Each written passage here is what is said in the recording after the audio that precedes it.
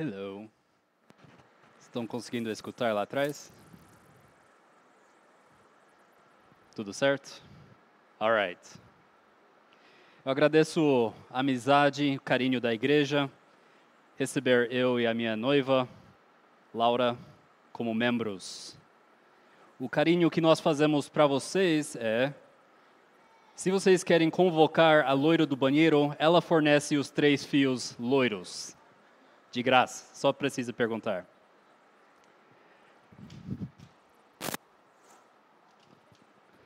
Mas, eu convido os que têm Bíblia hoje à noite a abrir as suas Bíblias em 1 Pedro, capítulo 1. 1 Pedro, capítulo 1.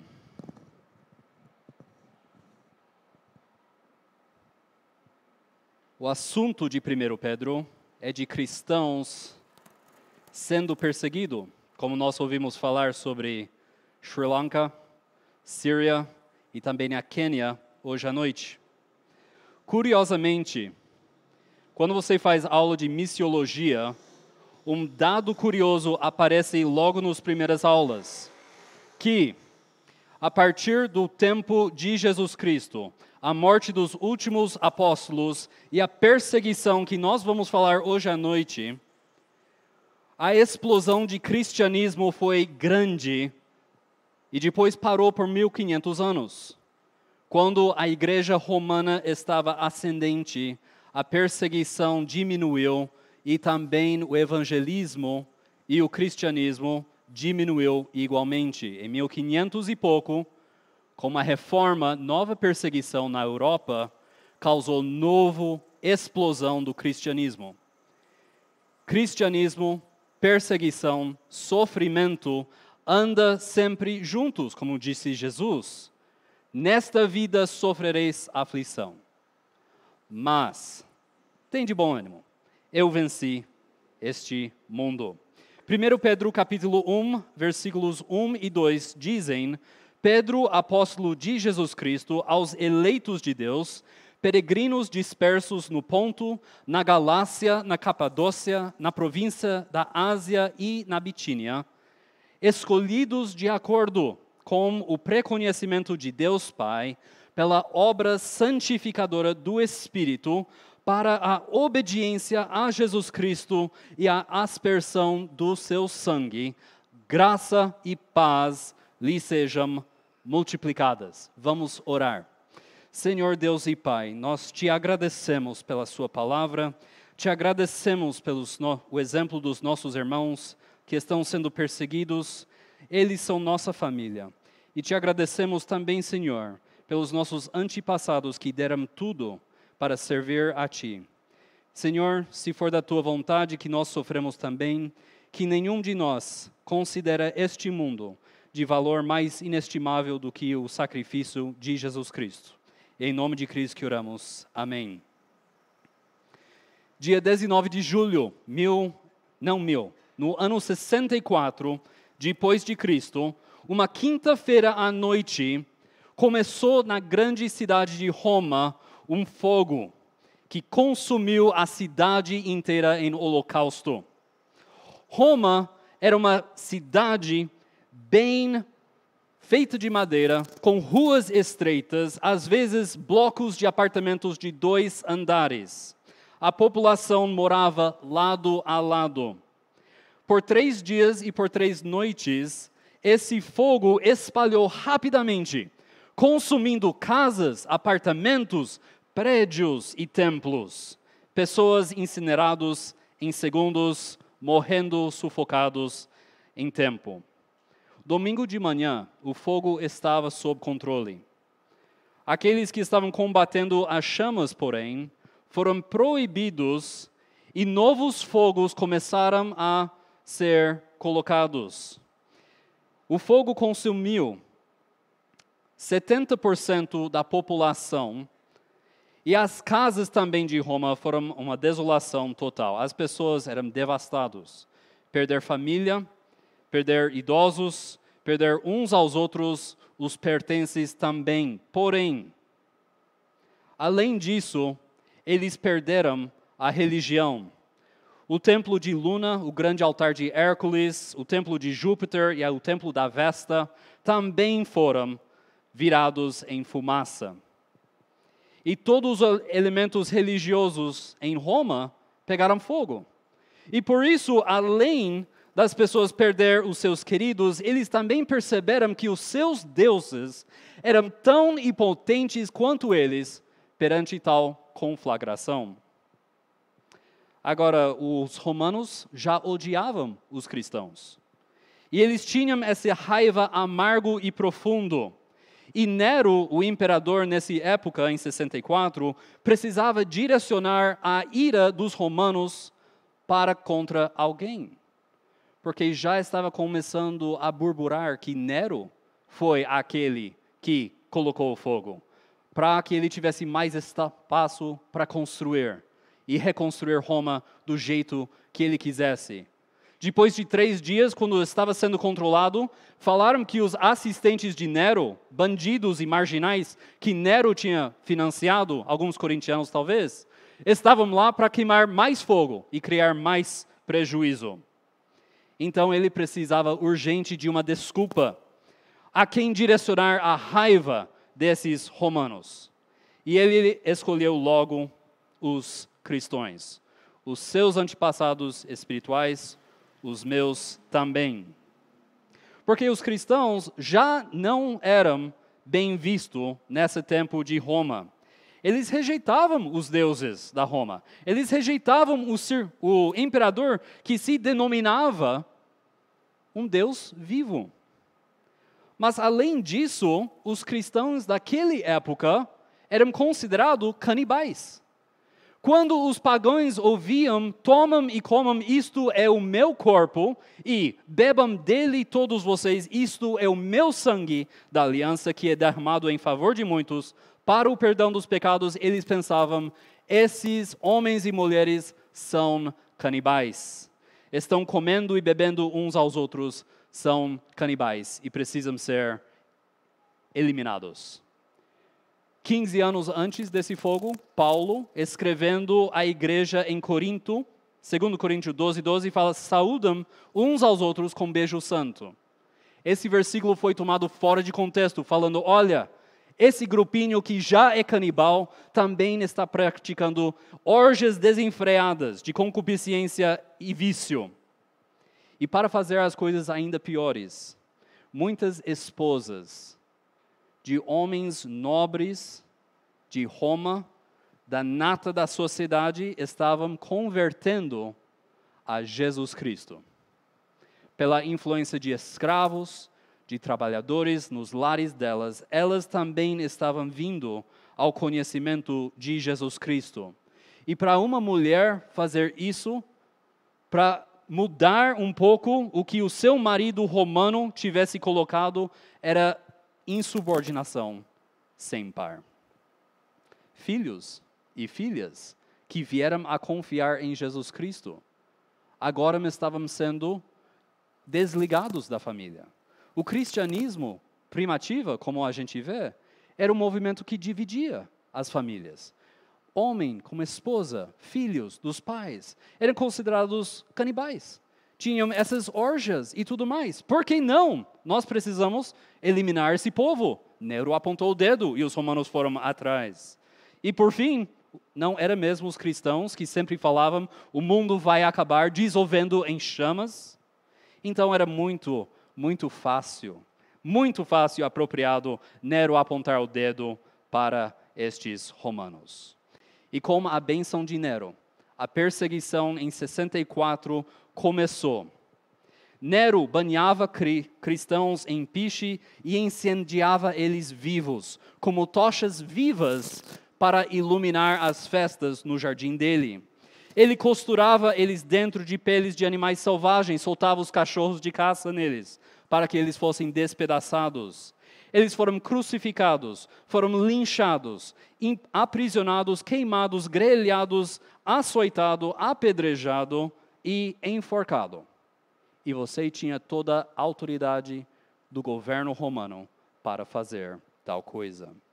A perseguição gerada em Roma expandiu pelo império inteiro, chegando ao ponto de Ponto, Galácia, Capadócia e província, na Ásia e na Bitínia.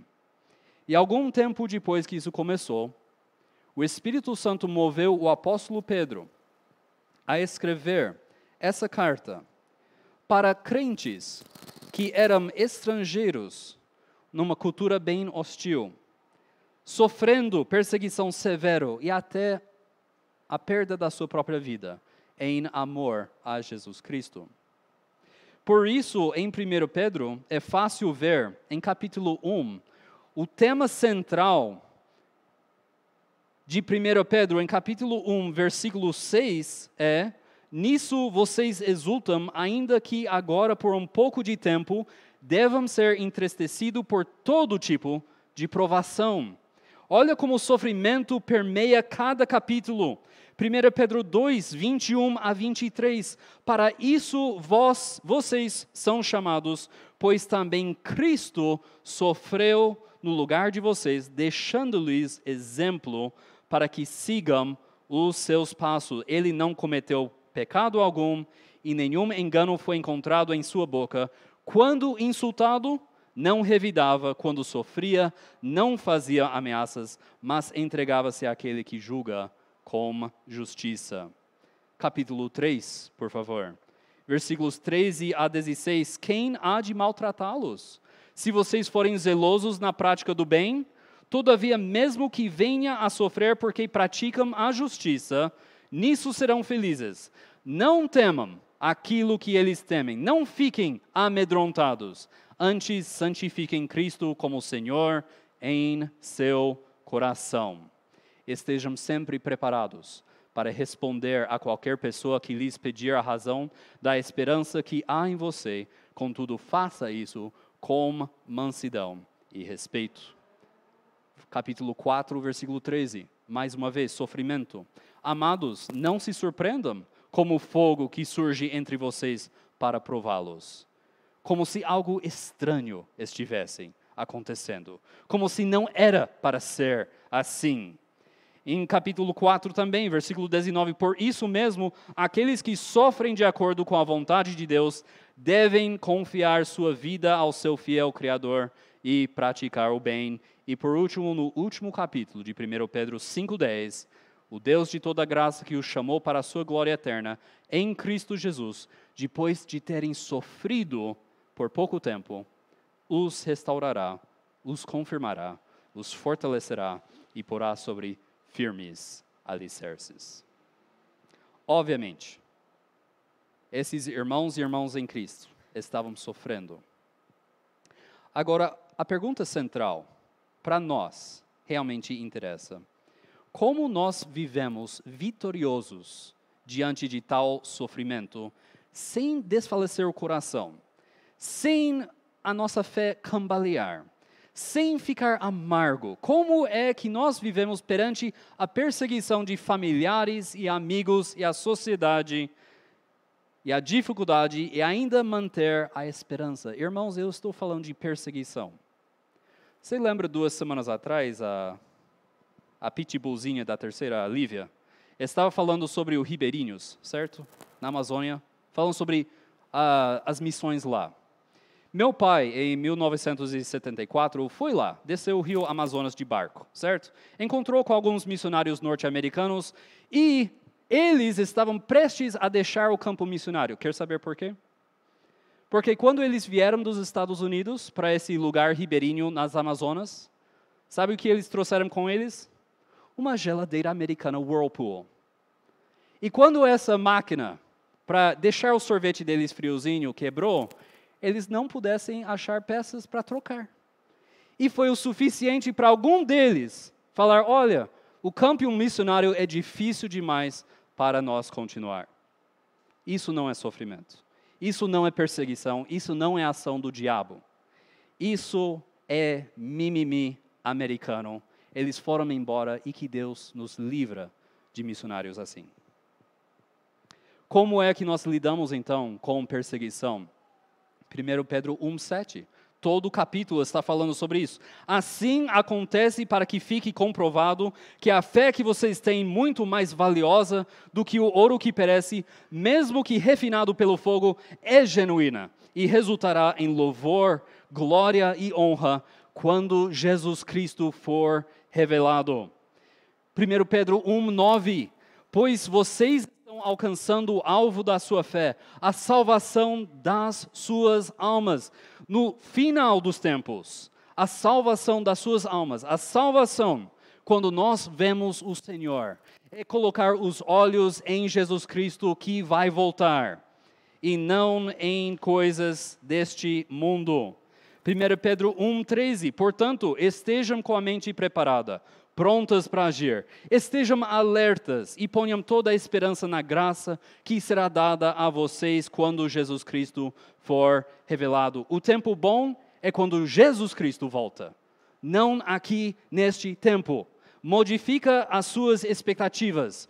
Todos nós precisamos estar prontos para sofrer, se isso glorifica o nosso Deus. E agora, para a sua felicidade, tem distribuidora autorizada Whirlpool. 1 Pedro 2, versículo 12. Vivam entre os pagãos de maneira exemplar, para que mesmo que eles os acusam de praticar mal, observem as boas obras que vocês praticam e glorificam a Deus no dia da intervenção dele. Ele fala sobre o dia da visitação, a segunda vinda de Cristo, também em 1 Pedro 4:13. Alegram-se à medida que participam dos sofrimentos de Cristo, para que também, quando a sua glória for revelada, vocês exultem com grande alegria. E quando, em 1 Pedro 5:4, quando se manifestar o Supremo Pastor, vocês receberão a coroa imperecível da glória. Quando Jesus voltar, quando Ele voltar, o seu mundo de injustiça e de dificuldade será colocado ao certo, e não antes. Antes, nós temos uma outra tarefa. Pedro diz, a maneira de viver perante a perseguição é de saber quem é o seu Salvador e estar sempre olhando para frente à sua gloriosa segunda vinda, quando o sofrimento cessará. Mantenha o seu coração e a sua mente colocados em Jesus Cristo. Mas quem é Pedro? Quem é Pedro? E o assunto de hoje à noite é para que nós podemos fazer um panorama da vida de Pedro, para que podemos entender muito bem quem é esse homem, que entende de sofrimento, ao ponto dele mesmo dar a sua vida. E a sua esposa foi crucificada antes dele, em frente dele. Quem é esse Pedro? Em 1 Pedro 1, versículo 1, você vê Pedro, apóstolo de Jesus Cristo. Ele é líder dos 12. Em Mateus 10, em Marcos 3, Lucas 6 e Atos 1, os 12 apóstolos de Jesus Cristo estão ranqueados, não seguindo a mesma ordem, mas em ordem diferente, mas no topo da lista de cada um deles é esse nome, Pedro, apóstolo de Jesus Cristo. Os 4 evangelhos estão cheios da vida de Pedro. Você sabia que no Novo Testamento, a segunda personagem principal, aquele que é comentado mais vezes, só Cristo ganhando dele, é o apóstolo Pedro. Nosso Senhor, Jesus Cristo, falou mais com Pedro do que outro qualquer apóstolo. Ele foi censurado por nosso Senhor Jesus Cristo mais do que outro qualquer discípulo. Ele confessou e reconheceu e encorajou o nosso Senhor mais do que qualquer outro discípulo. Ele interferiu e tentou o próprio Jesus Cristo mais do que. E Jesus falou as coisas mais duras e cortantes para Pedro, com exceção de Judas.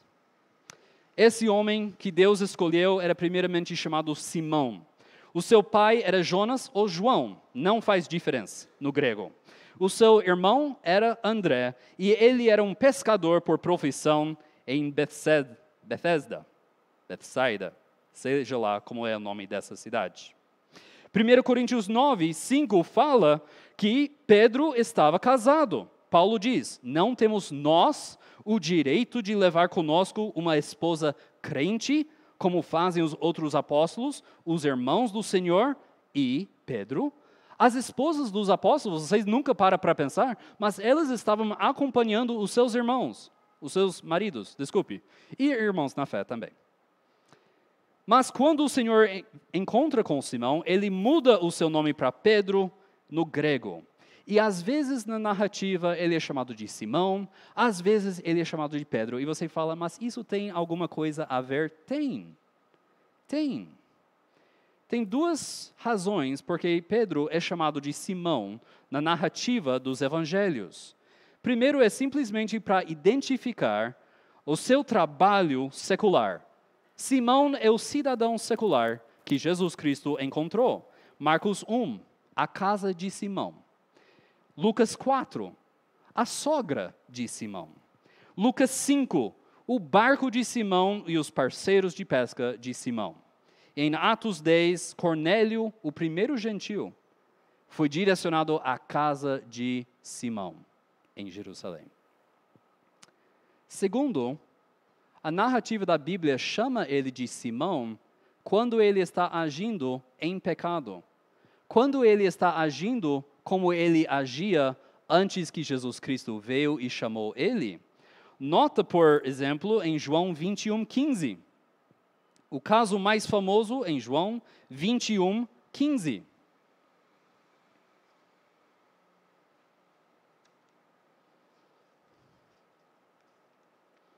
João 21:15. Olha o que está escrito. Simão, filho de João, você me ama mais do que esses? Pedro foi encontrado em pecado. E Jesus, quando ele chega para ele, fala, olha, Simão, você está agindo como você, pecador, antes que conheceu Jesus Cristo, Salvador. Você tem certeza que a sua fé é genuína? Então, normalmente, no Evangelho de João, esse criatura chamado Simão, chama ele de Simão Pedro, como se João estivesse alguma dúvida. Ele é cristão mesmo, porque às vezes ele confronta o Senhor, às vezes ele tenta o Senhor, às vezes ele tem mais a ver com o filho de Satanás do que com o filho de Deus. Mas ele também é Pedro, porque Deus está ajudando ele. Deus está dando aquela revelação para ele, tu és o Cristo, o Filho do Deus vivo.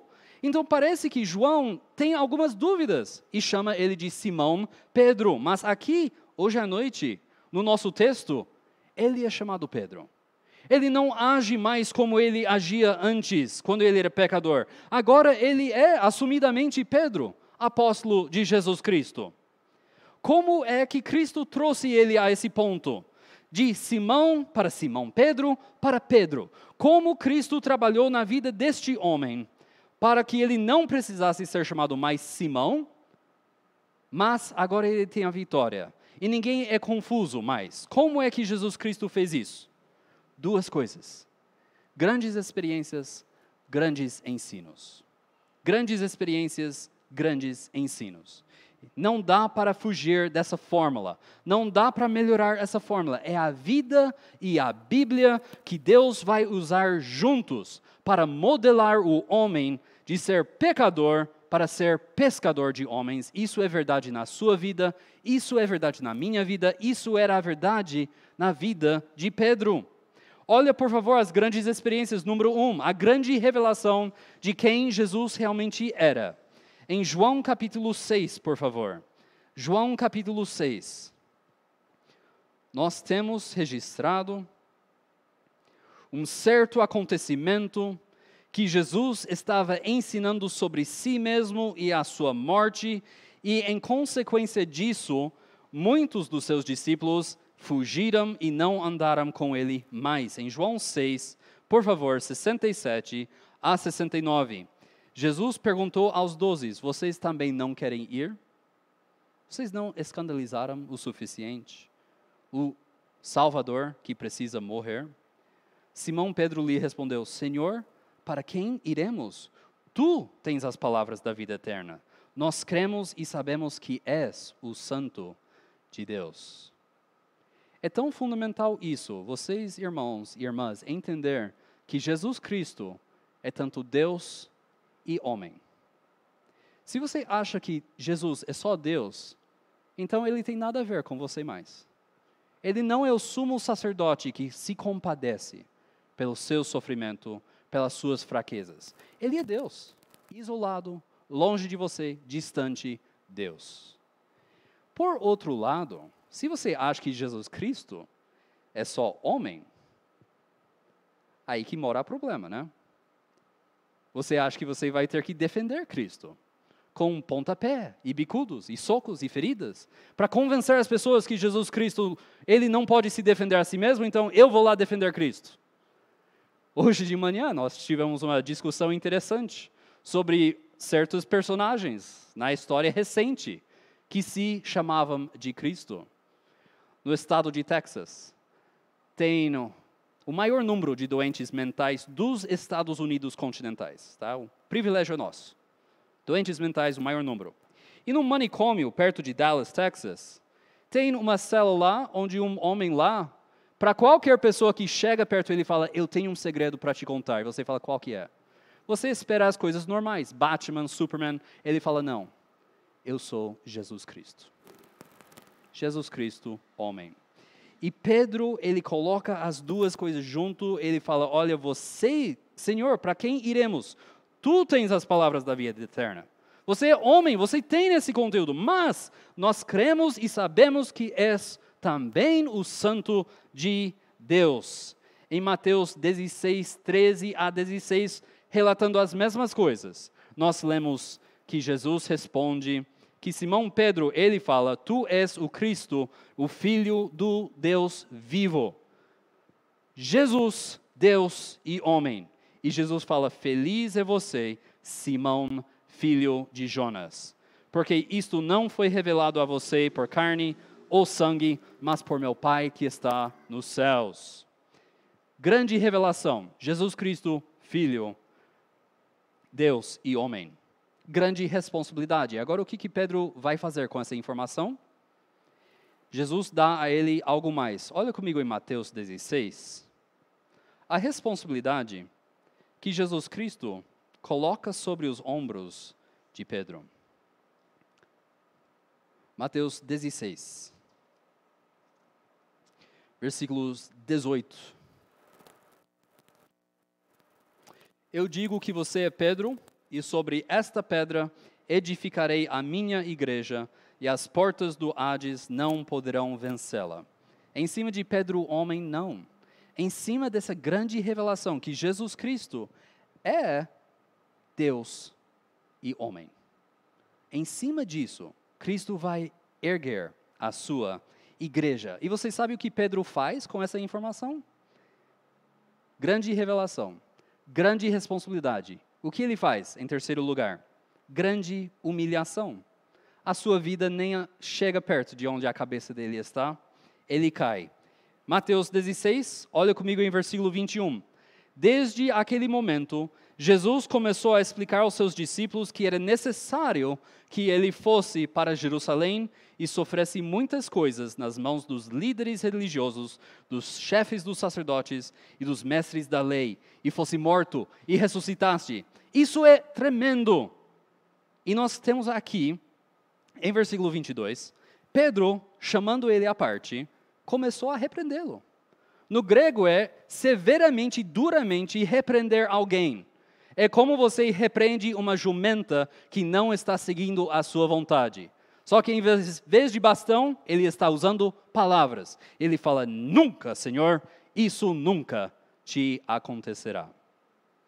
Pedro tinha tanto amor por Cristo, tinha tanto dependência de Cristo, que ele perde o bom senso. Ele não consegue imaginar a sua vida sem Cristo. E sem amor e sem fé, ele tenta Jesus Cristo a fugir da cruz, da mesma maneira que Jesus foi tentado a fugir da cruz, na grande tentação de Jesus Cristo. Satanás volta e, usando a boca de Pedro, tenta Cristo a falar, olha, fica aqui com quem te ama, não vai para a cruz, não vai para Jerusalém, você vai ter sucesso suficiente aqui neste mundo. Mateus 16, 23. Você é uma pedra de tropeço para mim e não pensa nas coisas de Deus, mas nas dos homens.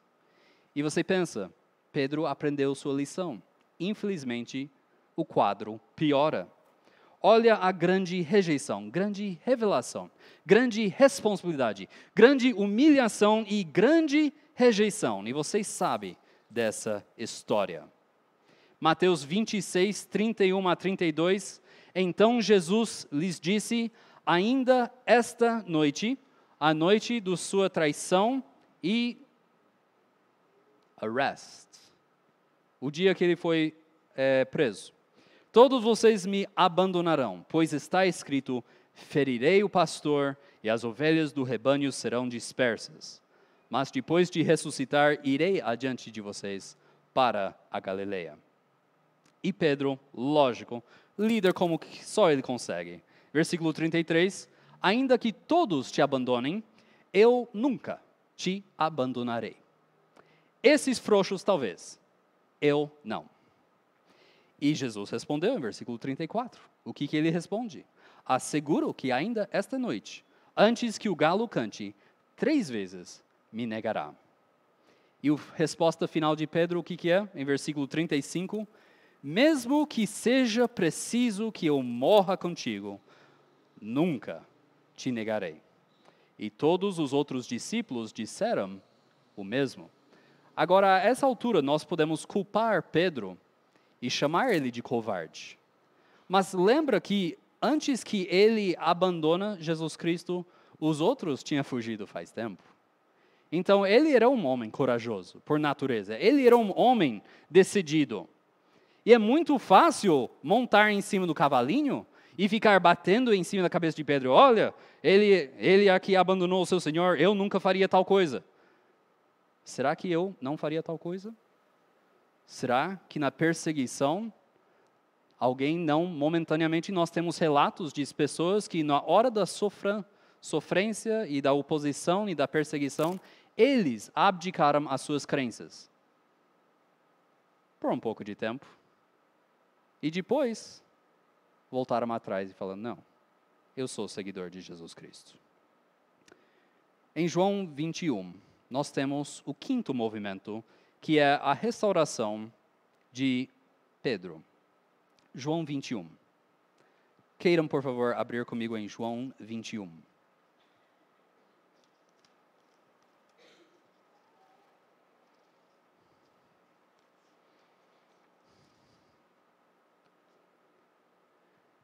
Capítulo 21, óbvio, versículos 2 e 3. Foi assim. Estávamos juntos Simão Pedro. Simão Pedro. Não sei se ele é pecador. Não sei se ele é discípulo. Não consigo ver o coração dele, mas estavam aí juntos. Simão Pedro, Tomé, chamado Dídimo, Nataniel, de Caná de Galileia, os filhos de Zebedeu e outros 2 discípulos. Vou pescar, disse-lhe Simão Pedro. E eles disseram, nós vamos com você. Eles foram e entraram no barco, mas naquela noite não pegaram nada. Ele está agindo como apóstolo de Jesus Cristo? Ou ele está voltando, regredindo um pouco para ser Simão, pescador?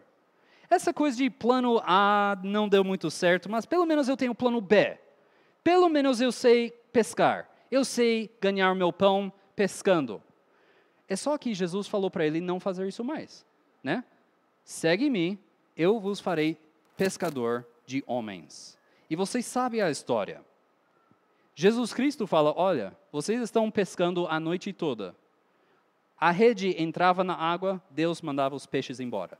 O anzol entrava na água com aquela isca tão deliciosa e os peixes, não estou afim de minhoca.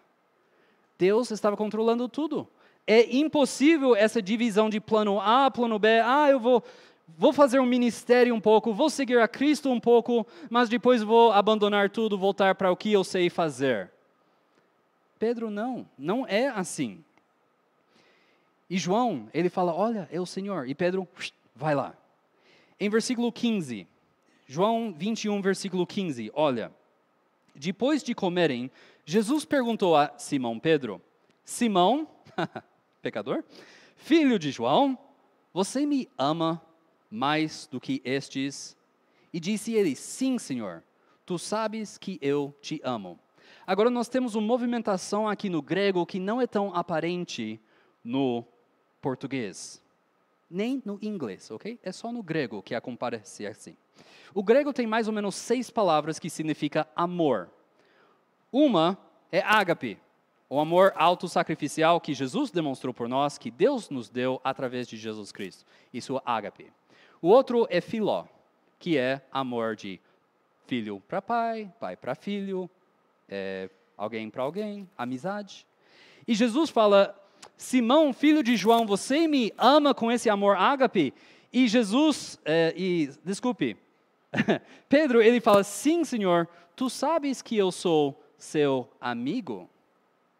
A essa altura, nem Pedro tinha mais certeza se ele era mais para Simão ou mais para Pedro. E disse Jesus, olha, amigo, é isso que você pode dar?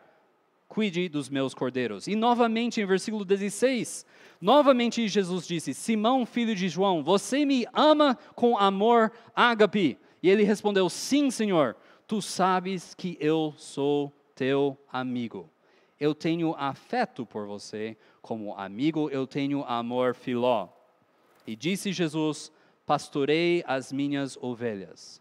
Terceira pergunta, em versículo 17. Pela terceira vez, ele lhes disse, Simão, filho de João, você é meu amigo? No grego está aí. Você me ama com amor filó? No mínimo, você é meu amigo. Talvez você não tenha o amor ágape. Talvez eu e você não tenham amor ágape para Jesus Cristo. Mas na nossa fraqueza, ele nos aborda e fala, olha, é a amizade que você pode dar para mim, é isso o grau do nosso relacionamento. Mesmo assim, fraco, eu tenho a mesma comissão.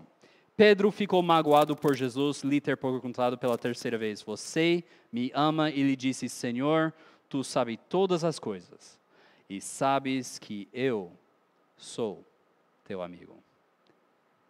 Pela primeira vez na sua vida, Pedro é crucialmente honesto em falar, eu não posso estar aí quando você está sendo crucificado, eu fugi. Eu não posso estar aí sem você, eu sou apenas amigo. Se você quer que eu tenha esse amor ágape, então eu preciso da sua ajuda. E Jesus disse, cuida das minhas ovelhas. Em outras palavras, Jesus está falando, olha, fica longe dessa coisa de plano B. Só tem plano A. Só faz o que eu te mandei fazer. E a pergunta é, Pedro fez o que Jesus mandou ele fazer? Claro que ele fez. Atos, capítulo 1 a capítulo 12, ele está em todo o capítulo. Ele se torna líder da igreja, ele move para achar um substituto para Judas. Ele é aquele que fala em Pentecostes, uma das pregações dele trouxe 3.000 pessoas a serem convertidos. Muitos homens pescados. Atos 3, ele cura o coxo. Em Atos 4, ele desafia, ele empeita o sinédrio, falando, nós vamos obedecer a Deus e não aos homens. Atos 8, como foi pregado semana passada, ele confrontou Simão, o mágico. Atos 5, ele trabalhou com a hipocrisia de Ananias e Safira e Deus matou os dois em frente da igreja. Atos 10 e 11, ele levou o evangelho aos gentios, principalmente Cornélio e família. E depois, quando João Marcos tem aquela rixa com Paulo, ele volta com Silas, com Barnabé, para Jerusalém. E quem é que João Marcos encontra, senão o apóstolo Pedro? E o apóstolo Pedro, ele entende como é ser fraco, como é ficar desanimado, desencorajado, de uma forma que Paulo parece que nunca entendeu. E ele sabe o valor das segundas chances. E ele providenciou material, recursos para Marcos escrever o Evangelho de Marcos. E em cima do Evangelho de Marcos, houve também escrito o Evangelho de Mateus e o Evangelho de Lucas. E também Pedro escreveu essas duas maravilhosas epístolas que nós vamos começar a estudar. Lembra,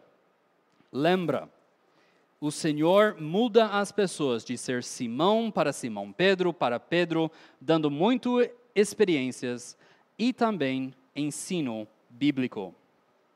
Nós vimos as suas experiências, mas e o ensino que ele recebeu de Jesus Cristo? É isso o conteúdo de 1 Pedro e 2 Pedro também. 1 Pedro e 2 Pedro, está tudo aqui. Tudo que ele recebeu de Jesus, ele transfere para nós.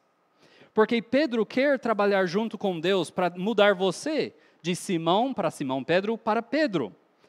Jesus ensinou Pedro sobre submissão à autoridade em Mateus 17. Olha o que Pedro fala sobre o assunto.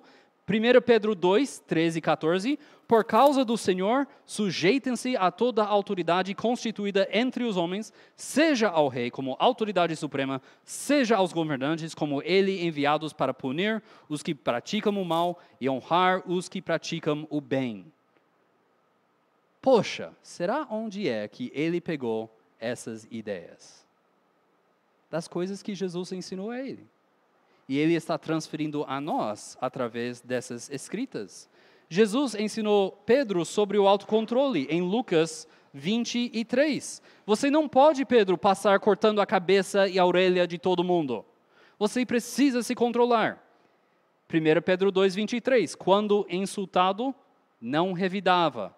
Quando sofria, não fazia ameaça, mas entregava-se àquele que julga com justiça. Tudo que Pedro aprendeu, repassado a nós, sobre a humildade. Pedro fala, eu nunca vou negar você, eu nunca vou negar você. E Jesus ensinou ele sobre a humildade. Por isso, em 1 Pedro 5, 5 e 6, ele fala, Deus se opõe aos orgulhosos, mas concede graça aos humildes.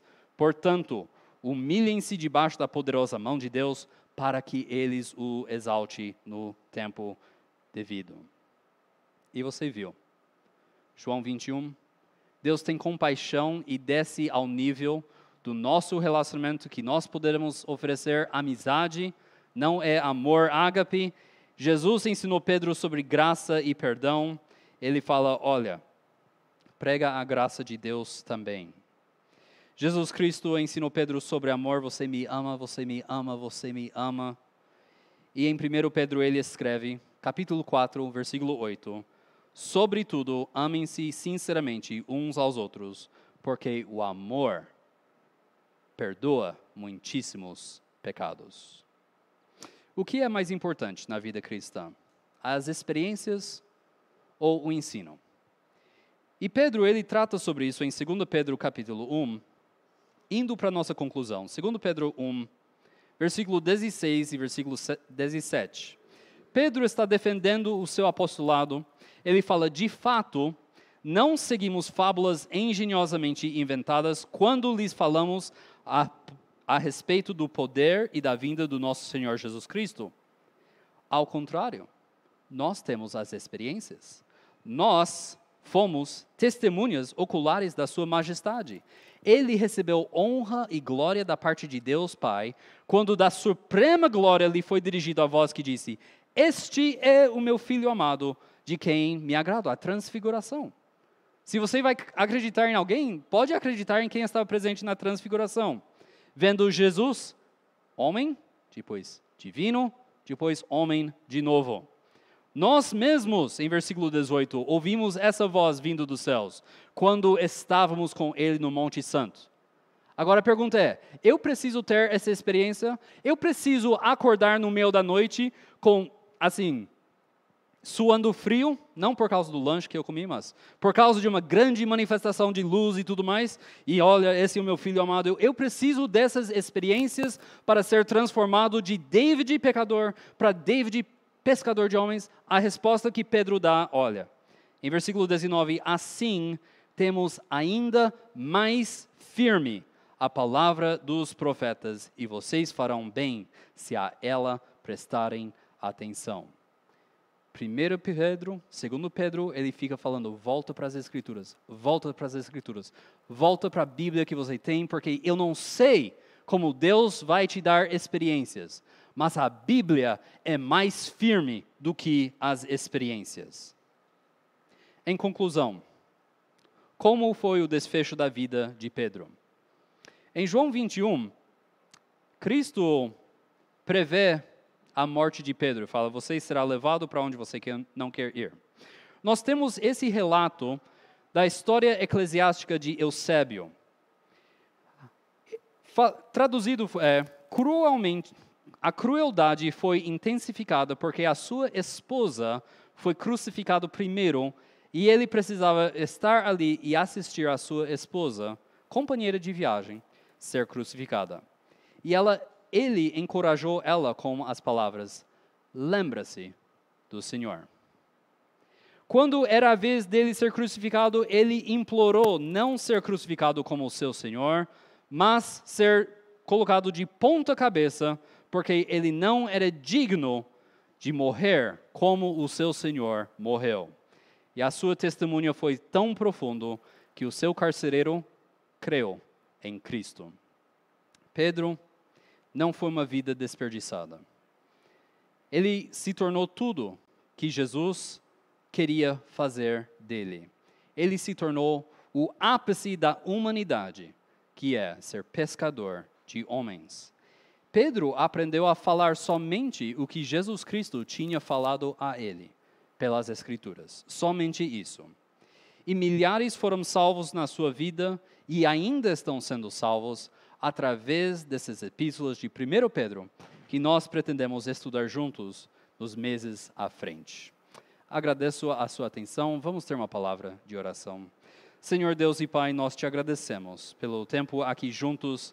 Agradecemos pela sua palavra. Agradecemos pela vida de Pedro, Senhor.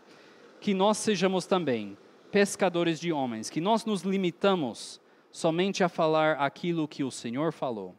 E que nós podemos ver nos nossos dias, Senhor, pessoas sendo firmes e fiéis a Jesus Cristo. Em nome de Cristo que oramos. Amém.